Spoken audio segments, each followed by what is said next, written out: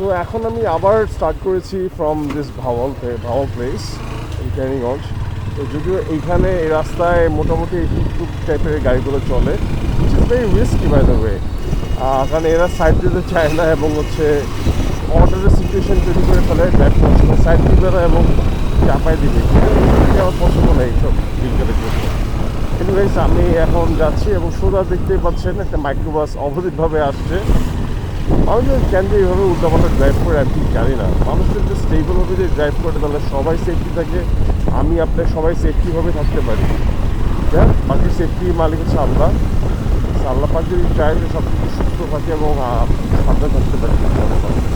তো রাস্তাঘাট অনেক রোদ, প্রচণ্ড রোদ, আমি মানে আপনাকে বুঝতে পারবো না। এমনি আমি অনেকটা ডার্ক হয়ে গেছি এবং আরও ডার্ক হয়ে গেছে এখন। বাট আমি এখন শফিক অফিসের দিকে যাচ্ছি, সামনে শফিক কফি হাউস। এখানে বেশ অনেকবারই আসছি এবং আই লাভ দ্য প্লেস। যদিও ভিতরের দিকটা একটু মানে পার্কটা একটু ডার্টি, কেন মেনটেইন না, but it's a good one. ঠিক আছে, এখানে একটা মজার ব্যাপার, এখানে রাস্তার পথে অনেক অনেক মসজিদ দেখা যাচ্ছে, এটা আমার চমৎকার লেগেছে। এবং রাস্তাঘাট আপনি দেখতেই পাচ্ছেন যে এখানে অনেকদিন পর একটা জিনিস দেখলাম, সেটা হচ্ছে খ্যার। সো গরুটা এটা খায়, এখানে সফিগাঁওটা পাওয়া যায় আর কি।